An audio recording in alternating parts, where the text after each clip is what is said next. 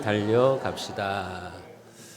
오늘 히브리서 12장 말씀은 우리에게 한 해를 열심히 달려가라고 그렇게 교훈을 주십니다. 성경에 보면 우리 인생을 비유하는 메타포가 있습니다. 우리 인생을 여러 가지로 비유를 하는데 우리 인생을 바다를 항해하는 배로 이렇게 이야기하기도 합니다. 그것은 무엇을 말하죠? 우리 인생에 때로는 광풍도 있고 풍랑도 만난다는 겁니다. 배가 바다를 운행하다 보면 바람도 만나고 파도도 만나는 것처럼 우리 인생도 그렇다는 것이죠. 또 보면은 성경에서 우리 인생을 나그네에 비유하기도 합니다. 나그네라고 하는 것은 뭡니까? 이 땅이 우리의 영원한 거처가 아니라는 거죠. 영원한 안식처가 아니라는 거죠. 그런 말이 있죠. 나그네는 다리 위에 집을 짓지 않는다. 그런 말이 있습니다. 그런 것처럼 우리는 이 세상에서 영원히 살 것처럼 그렇게 여러분들이 인생을 사시면 안 돼요. 그렇게 되면 나중에 이제 아차 잘못 살았구나 하고서 여러분들이 후회하실 수도 있어요. 죽는 순간에 이제 여러분들의 삶을 가슴을 치면서 후회할 수도 있다는 것을 기억하셔야 돼요. 또 성경에 보면 우리 인생을 어디에 비유하냐면 전투 임무를 수행하는 군인에 비유하기도 합니다. 우리가 군인이라고 하는 것은 이제 우리는 이 땅에서 영적 싸움을 하는 그리스도의 군사라고 하는 의미예요. 이 땅에서 편히 발 뻗고 살 생각을 하지 말라는 거죠. 우리는 계속해서 영적인 싸움을 해야 되는, 우리의 신앙을 무너뜨리는 세상과 사탄 마귀에 대항해서 영적 전쟁을 싸워야 되는 군사라고 그렇게 이야기를 해주고 있습니다. 오늘 히브리서 12장에서는 우리를 어떻게 말하느냐? 그리스도인들은 운동선수라고 이야기를 합니다. 우리가 1절 말씀을 같이 한번 읽어보겠습니다. 이러므로 우리에게 구름같이 둘러싼 허다한 증인들이 있으니 모든 무거운 것과 얽매이기 쉬운 죄를 벗어버리고 인내로서 우리 앞에 당한 경주를 하며, 인내로서 우리 앞에 당한 경주를 해라. 달리기 선수라고 지금 이야기를 하고 있다고요. 마라톤 선수라고 이야기를 하고 있는 겁니다. 저와 여러분들이 지금 열심히 마라톤을 하고 있는 달리기 선수라고 이야기를 하고 있는 겁니다. 그런 운동선수의 이미지를 가지고 우리가 어떻게 신앙생활을 해야 잘할 수 있는가를 가르쳐주고 있는 겁니다.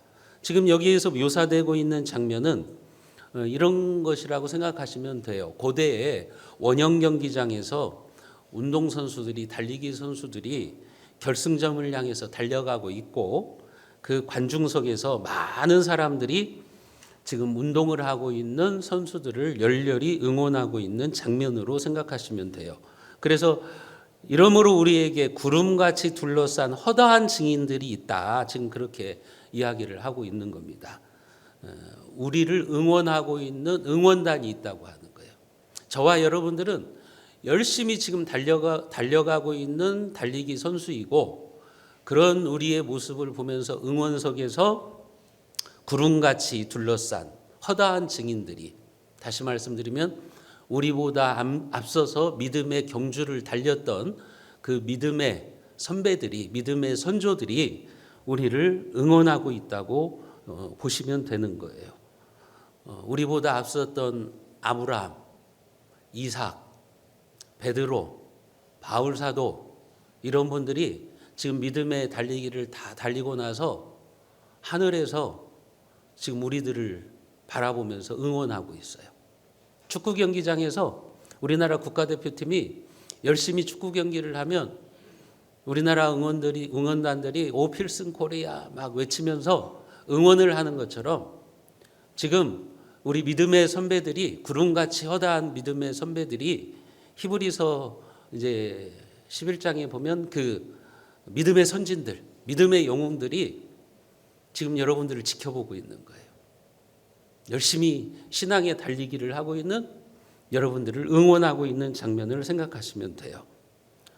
너희들도 우리처럼 중간에서 믿음을 포기하지 말고 결승점까지 달려라. 그래서 주님을 만나라. 하나님으로부터 상을 받으라고 지금 응원을 하고 있는 겁니다. 여러분, 이 신앙의 경주를 완주하기 위해서 우리는 어떻게 해야 됩니까? 오늘 본문에 보면 세 가지 동사를 가지고 설명을 해줍니다. 벗어버리라, 달려라, 바라보라. 이것이 여러분들이 신앙의 달리기를 완주할 수 있는 영적인 원리라고 하는 거예요. 신앙의 경주를 완주하기 위해서는 먼저 우리는 벗어버리라고 말합니다. 모든 무거운 것과 얽매이기 쉬운 죄를 벗어버리고 그랬습니다. 우리가 달리기를 하는데 여러분, 거추장스러운 것들을 제거를 해야 된다는 말이죠. 달리기 선수가 운동화끈이 풀려가지고 막 그게 밟히면 어떻게 달릴 수가 있겠어요. 달리기 선수는 최대한 몸을 무겁게 하지 말아야 됩니다. 그래서 그들은 경기를 앞두고는요, 몸무게를 될 수 있는 대로 줄이고 거추장스러운 옷을 벗어버려서 최대한 몸을 가볍게 하는 겁니다. 고대에는 마라톤을 할 때 그래서 어떤 선수들은 발가벗고 달렸다고요. 그러니까 0.1g이라도 가볍게 하려고 하는 거예요. 그래야만 쉽게 달릴 수 있기 때문에 그래요. 수영 선수들을 보세요. 물과 마찰을 줄이는 수영복을 입으려고 그러잖아요. 0.01초라도 빨리 들어오기 위해서 그렇게 하는 겁니다. 물과의 마찰을 줄이는 수영복을 개발하고 또 자기의 몸을 조절하고 그렇게 하는 겁니다. 여러분, 축구 선수들도 그렇죠. 가벼운 유니폼 그리고 가벼운 이제 신발을 만들려고 하는 거예요. 저희 아들들이 이제 축구를 좋아하니까 집에 축구화가 그냥 몇 켤레가 있어요. 이 축구화를 제가 한번 이렇게 들어보니까 이게 너무 가벼운 거예요. 제가 옛날에 축구할 때는 축구화가 무거웠거든요. 요즘 축구화는 이 뭐 보통 아마추어가 신는 축구화도 이게 막 종이처럼 가볍더라고요. 왜 그래요? 가볍게 해야 되는 거예요. 그래야 잘 뛸 수가 있기 때문에 그런 거죠. 지금 성경은 우리에게 뭐를 말씀하냐면 운동선수들을 보면서 배우라는 거예요. 신앙생활을 하면서 우리를 얽어매는 것들, 우리를 방해하는 것들을 제거해야 된다는 거예요. 그래야만 우리는 신앙의 달리기를 완주할 수 있다고 말을 하는 겁니다. 여러분, 서양석담에 보면 사람마다 지옥에 내려가는 사다리가 하나씩 있다라는 말이 있어요. 여기에서 지옥에서 내려가는 사다리가 상징하는 것이 뭡니까? 우리의 신앙생활을 무너뜨리는 약점을 말하는 거예요. 여러분들이 신앙생활을 잘하지 못하도록 여러분들을 얽어매고 있는 죄, 무거운 짐, 그것을 말하는 거예요. 이 사닥다리, 지옥으로 우리를 끌고 가는 사닥다리, 여러분들의 사닥다리는 뭡니까? 사람마다 다 달라요. 어떤 사람들에게는 불신의 친구들이 나를 지옥으로 끌고 가는 사닥다리입니다. 불신의 친구들과 어울려 다니느라고 교회 예배도 안 나와요. 신앙생활도 열심히 안 해요. 교회에서 무슨 행사가 있어도 참여하지 않아요. 그러는 거예요. 불신자들과 어울리니라고 그러는 거예요. 어떤 사람에게는 그 지옥에 내려가는 사닥다리가 자신의 취미 생활일 수 있어요. 주일날 되면 골프 치러 가자, 등산 가자 하면서 우리를 얽어매는 겁니다. 갖가지 모임들이 주일날 있어요. 그래서 여러분들이 예배를 참여하지 못하게 만들어요. 교회 일에 열심을 내지 못하게 만드는 겁니다. 취미는 우리에게 참 유익한 겁니다. 여러분, 우리의 삶에 유익한 거지만 그것이 내 신앙생활을 게으르게 한다면 그것은 여러분들이 끊어버려야 될 것입니다. 그것은 여러분들이 벗어버려야 되는 장애물이라고 하는 것을 기억하셔야 돼요. 어떤 사람은 돈에 대해서 병적으로 인색합니다. 돈 문제가 나오면 막 쉽게 넘어가는 거예요. 교회에서도 뭐 돈 문제를 가지고 얼마나 예민한지 몰라요. 어떤 사람에게는 분노와 미움과 같은 부정적인 감정들이 그것일 수 있어요. 다른 사람들은 다 좋은데 그 사람만 막 싫어하고 불평하고 막 부정적이고 그런 마음을 품고 있는 거예요. 분노와 미움, 시기와 질투, 이런 것들이 우리를 지옥으로 내려가게 하는 사닥다리가 되는 거예요. 제가 새벽 예배 때도 말씀을 드렸는데 제가 목회 한 30년 하면서 발견한 영적 진리가 하나 있어요. 그게 뭐냐면 미움과 증오가 마음에 많은 사람은요 하나님의 복을 못 받더라는 거예요. 미움, 증오, 시기, 질투 이것이 마음속에 가득한 사람들은요 하나님의 복을 받을 수 있는 그릇이 안 되더라고요. 그래서 열심히는 일하는데 복은 못 받아요. 그런 것일 수 있어요. 나를 지옥으로 내려가게 만드는 사닥다리. 또 어떤 사람들은 그가 사용하는 언어일 수 있어요. 말 때문에 손해를 보는 겁니다. 말 때문에 신앙이 참 그 자기가 일한 만큼 자기가 수고한 만큼 인정을 받지 못하는 거예요. 어떤 사람은 게으름일 수도 있어요. 우리 모두 다 약점이 있다고요. 여러분 그것을 우리가 벗어버려야 돼요. 그것을 우리가 끊어버려야 돼요. 그래야만 우리는 신앙의 달리기를 할 수가 있는 거예요. 그것들은 마치 뭐냐면 우리가 열심히 달리기를 하고 있는데 우리의 발목에 달려있는 모래주머니라고요. 그것들을 제거해야 되는 거예요. 그래야 우리가 빨리 달릴 수 있는 거예요. 어떤 장로님의 이야기를 들은 적이 있어요. 이 장로님은 30년 넘게 우표 수집을 취미생활로 하시는 분이에요. 그래서 막 아주 귀중한 우표들도 많이 가지고 있어요. 근데 한 번은 귀한 우표를 한 장을 잃어버렸어요. 그 귀한 우표 한 장을 찾으려고 막 하루 종일 온 집을 막 뒤집어 놓는 거예요. 막 얼굴이 사색돼 가지고 막 집안 여기저기를 뒤지고 다니는 모습. 그 모습을 보고 권사님이 옆에서 이렇게 한마디를 한 거예요. 당신은 장로인데 교회에 잃어버린 한 영혼 때문에 당신이 가슴 아파하는 거 내가 한 번도 본 적이 없다. 그런데 우표 하나 잃어버린 것 가지고 이 난리냐? 당신에게 우표가 하나님이냐? 이렇게 권사님이 말해버린 거예요. 근데 이분에게 그게 하나님의 음성으로 들린 거예요. 당신에게 우표가 하나님이냐? 하나님의 음성으로 들린 거예요. 아, 하나님이 지금 나를 깨닫게 해주시는구나. 그 순간 이분이 우표를 다 정리했어요.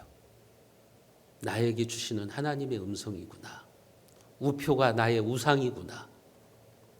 이 우표가 나의 신앙을 게으르게 만드는구나. 우표 한 장을 잃어버려서는 이렇게 난리를 치는데 내가 왜 교회에 잃어버린 영혼을 위해서는 그렇게 가슴 아파하지 않는가. 이런 생각을 하게 되신 거예요. 그 순간 우표를 다 정리하고 열심히 전도를 하게 되었다고 하는 그런 소리를 들은 적이 있습니다. 여러분들의 신앙에 도움이 되지 않는다면 여러분들이 끊어버려야 될 게 뭐예요? 여러분들을 지옥으로 내려가게 하는 사닥다리가 뭡니까? 다 있을 거예요. 그것을 끊어버리십시오. 그것을 정리하세요. 여러분들의 영혼을 가볍게 하여서 여러분들의 신앙생활의 경주에서 여러분들이 빨리 달릴 수 있기를 주님의 이름으로 축복합니다. 두 번째 단어는 달리라는 말이에요. 달리라. 인내로 달려라. 1절에 보시면 인내로서 우리 앞에 당한 경주를 경주하며, 여기 인내라는 단어의 성경의 원어적인 의미가 무엇인가 하면 이게 휘포포네라고 하는 단어인데 끝까지 남으라 그런 뜻이에요. 끝까지 남으라. 그만두고 싶을 만큼 힘들어도 끝까지 달리라고 하는 거예요. 여러분 끝까지 달리는 게 쉽지 않아요. 제가 한번 그 하프 마라톤에 나간 적이 있는데 그것도 뭐 연습을 하고 나가야죠. 평상시에 연습을 하지 않고 나갔다가 그냥 포기해 버렸어요. 너무너무 힘들어요. 달리는 게. 마라톤 경기를 보면요. 열심히 달리다가 중간에 포기하는 선수들이 있잖아요. 지금 성경은 우리에게 그걸 말씀하시는 거예요. 우리의 신앙생활도 그럴 수 있다는 거예요. 중간에 그만둘 수 있다는 거예요. 그렇기 때문에 인내로서 우리 앞에 당한 경주를 계속해서 달려가라고 말을 하는 겁니다. 그런 사람들이 있잖아요. 수년 또는 수십 년 동안 교회 생활을 잘하다가 믿음의 달리기를 잘하다가 중도에서 떨어져 나가는 사람들이 있잖아요. 누구 때문에 상처받았다, 교회가 어떻다, 막 온갖 핑계를 대면서 자기가 신앙생활을 열심히 하지 않는 그것을 합리화하는 사람들이 있잖아요. 신앙의 레이스에서 자기가 탈락해 놓고서 다른 핑계를 대는 사람들이 있잖아요. 여러분 지금 그러지 말라는 거예요. 인내로서 끝까지 달려라. 끝까지 남아 있어야 된다는 거죠.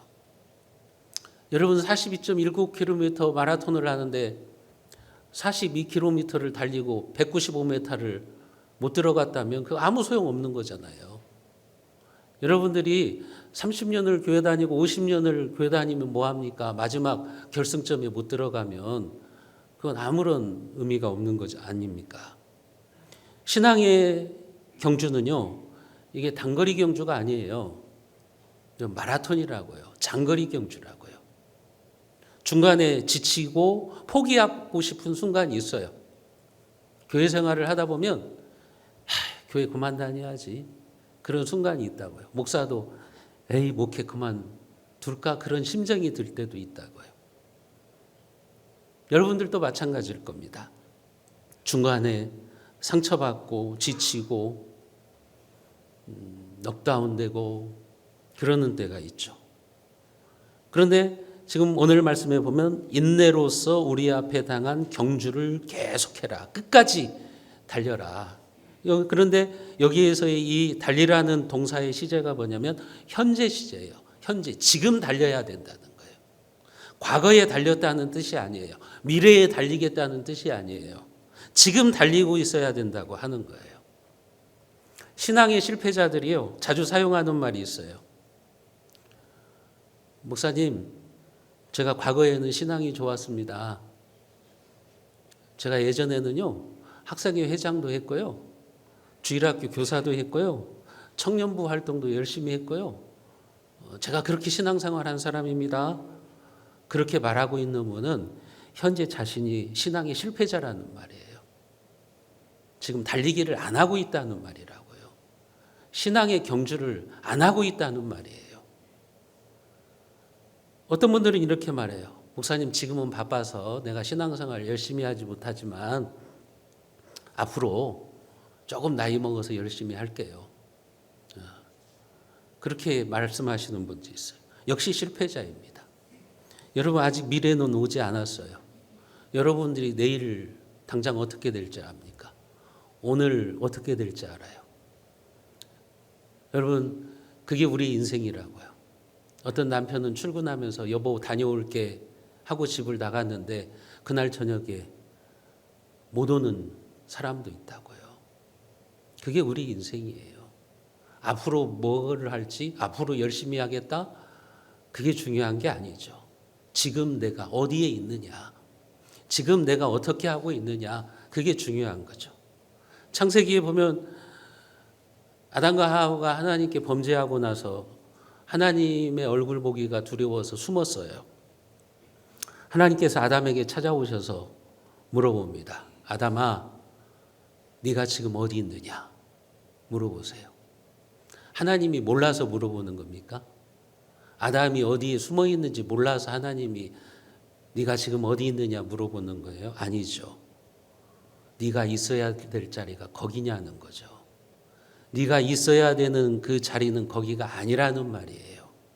하나님은 아담을 부르실 때 과거를 생각하시면서 네가 어디 있었느냐 이렇게 묻지 않으셨다고요. 그리고 또 앞으로의 일을 생각하시면서 네가 어디에 있을 것이냐 그렇게 묻지도 않으셨다고요. 지금 여기 너는 지금 어디에 있느냐 그것을 물어보시는 거예요.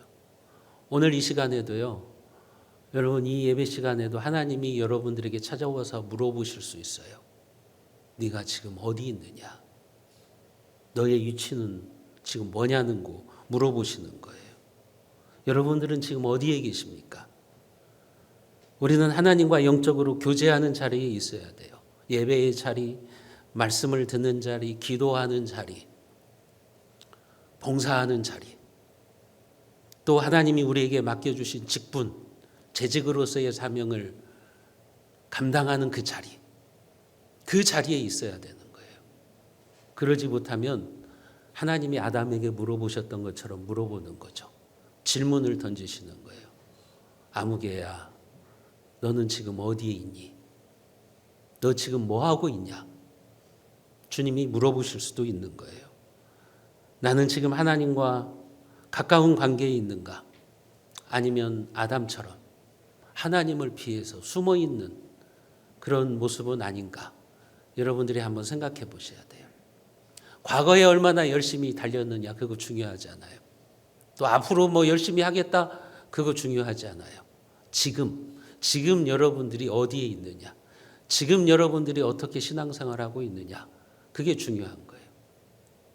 근데 교회에서 무슨 뭐 봉사 좀 하라고 하고 직분 하나 맡겨두면은 막 그것을 가지고 난리를 치고 못하겠다고 그러고 막 얼마나 그럽니까? 그게 바로 내가 신앙의 실패자라는 거예요. 지금 열심히 믿음의 경주를 달리지 않고 있다는 거예요. 여러분, 그런 사람들은 상을 받을 수가 없어요. 믿음의 달리기를 완주할 수가 없는 겁니다. 그래서 우리는 현재 지금 인내로서 달려야 됩니다. 포기하지 말고 달려야 되는 거예요. 세 번째 동사는 바라보라는 거죠. 2절 말씀을 우리가 같이 한번 읽어봅니다. 믿음의 주요 또 온전하게 하시는 이인 예수를 바라보자. 그는 그 앞에 있는 기쁨을 위하여 십자가를 참으사 부끄러움을 개의치 아니하시더니 하나님 보좌 우편에 앉으셨느니라. 믿음의 주요 또 온전케 하시는 이인 예수를 바라보라. 여기 바라보라는 말은 주님께만 집중하라는 거예요. 우리의 눈을 예수님께 고정시키라는 말이에요. 여러분, 달리기를 하는 선수가 자꾸 곁눈질해 보세요. 어떻게 달릴 수가 있겠어요? 달리기 선수는요, 결승점만 바라보고 달려가야 되는 겁니다. 우리 믿음의 경주가 그러는 거예요. 예수님에게 우리의 눈을 고정시켜야 돼요. 그리고 달려야 되는 거예요. 그러다 보면 조금 어려움도 있고 상처도 있고 또 아픔도 있지만 예수님만 바라보면서 우리는 달려갈 수가 있는 거죠. 왜 예수님에게 집중해야 됩니까? 여러분, 사탄은 계속해서 여러분들의 마음을 갈라지게 합니다. 주님을 바라보지 못하게 합니다. 여러분들로 하여금 신앙생활에 열심을 내지 못하게 합니다. 그게 사탄의 전략이에요. 여러분들의 눈을 예수님께 고정시키지 못하게 하는 거예요. 설교를 하나님의 말씀으로 듣지 않고 사람의 소리로 들으면서 판단하게 만들고 교회 안에서도 교인들의 마음을 갈라놓습니다. 우리가 하나 되지 못하도록, 주님께 집중하지 못하도록 하는 것이 바로 사탄의 전략이라고 하는 거예요. 자꾸 곁눈질하게 만드는 거죠. 그래서 달리지 못하도록, 우리를 넘어지도록 만드는 겁니다. 한 번은 제자들이 배를 타고서 갈릴리 호수를 건너가고 있었습니다. 그런데 갑자기 광풍이 불어와서 제자들이 막 죽을 힘을 씁니다. 죽게 생겼다고 막 난리가 났어요. 그때 예수님께서 바다 위로 걸어오시죠. 그러니까 베드로가 말합니다. 주님, 나를 명하사 물 위로 걸어오게 하소서. 그때 예수님께서 베드로에게 그래? 그러면 너는 나를 보고 바다 위로 걸어와라 말씀하시죠. 그러자 베드로가 배에서 내려서 물 위로 걸어서 예수님께로 갑니다. 그런데 주님만을 바라볼 때는 그가 바다 위를 걸어갈 수 있는 능력이 있었는데 조금 가다가 곁눈질했어요. 곁눈질해서 보니까 광풍이 보이는 겁니다. 세찬 파도가 보이는 거예요. 그 순간 베드로가 바다에 빠져들어갑니다. 여러분, 그렇습니다. 우리가 신앙의 경주를 하다 보면 여러분들을 곁눈질하게 만드는 것들이 있다고요. 여러분들이 신앙생활에 집중하지 못하도록 하는 게 있어요. 예수님에게 눈을 고정시키지 못하도록 만드는 것들이 있다고요. 그것이 무엇입니까? 여러분, 신앙의 경주를 하다 보면 우리 앞에 세찬 바람도 있죠. 감당하기 어려운 광풍도 불어오는 거잖아요. 그럴 때일수록 우리는 예수님을 바라봐야 되는 거예요. 그렇지 않으면 시험에 빠져들어가는 거예요. 시험에 빠져들어가면 악한 자 마귀에게 우리가 놀아나는 겁니다. 그게 바로 신앙의 실패자라고요. 신앙의 경주를 달리지 못하는 성도의 모습이라고 하는 겁니다. 그러나 우리가 주님만을 바라보면, 여러분들이 주님에게 여러분들의 눈을 고정시키면 여러분들의 삶에도 그렇게 광풍이 있지만 그 광풍을 헤치고 소원의 항구에 이르는 기적이 임하게 될 줄로 믿으시기를 바랍니다. 그렇게 신앙의 경주를 완주했을 때 하나님은 우리에게 복을 주시죠. 2절에 보시면 그는 그 앞에 있는 기쁨을 위하여 십자가를 참으사 부끄러움을 개의치 아니하시더니 하나님 보좌 우편에 앉으셨느니라. 여기 보면 우리 예수님도 신앙의 경주를 했다고 말합니다. 예수님은 그 앞에 있는 기쁨을 위하여 십자가를 참으사 부끄러움을 개의치 아니하셨다. 여러분, 예수님에게도 고난이 있었잖아요. 십자가에 고난이 있었잖아요. 근데 왜 그분이 십자가의 고난을 이겼냐는 거예요. 그것은 그 앞에 있는 기쁨을 위하여 부활의 영광, 하나님 보좌 우편에 앉는 영광, 그것을 바라보시면서 예수님은 십자가의 부끄러움을 개의치 않고 기꺼이 십자가를 지셨다. 고난의 십자가를 지셨다고 말하는 겁니다. 여러분, 왜 지금 여기 히브리서 기자가 예수님의 이야기를 하고 있습니까? 예수님은 우리의 신앙의 모델이라는 겁니다. 우리가 신앙생활을 하면서 고난도 있고 또 아픔도 있고 그렇지만 그 고난과 인내와 헌신의 보상은 우리 예수님처럼 하나님 보좌 우편에 앉는 영광, 그 영광이 우리를 기다리고 있다는 거죠. 사도 바울도 로마서에서 보면 그렇게 말해요. 우리에게 고난이 있는데 장차 우리에게 나타날 영광과 비교할 수 없도다. 내가 지금 신앙생활 하면서 막 고난이 있어요. 시련이 있어요. 사도 바울은 그때마다 저울질을 해보는 거예요. 한쪽 저울에는 지금 신앙생활 하면서 겪는 아픔, 고난을 올려놓고 또 한쪽에는 앞으로 신앙의 경주를 다 달리고 나서 받을 상, 축복을 딱 올려놓고 저울질을 해보니까 비교가 안 된다는 거죠.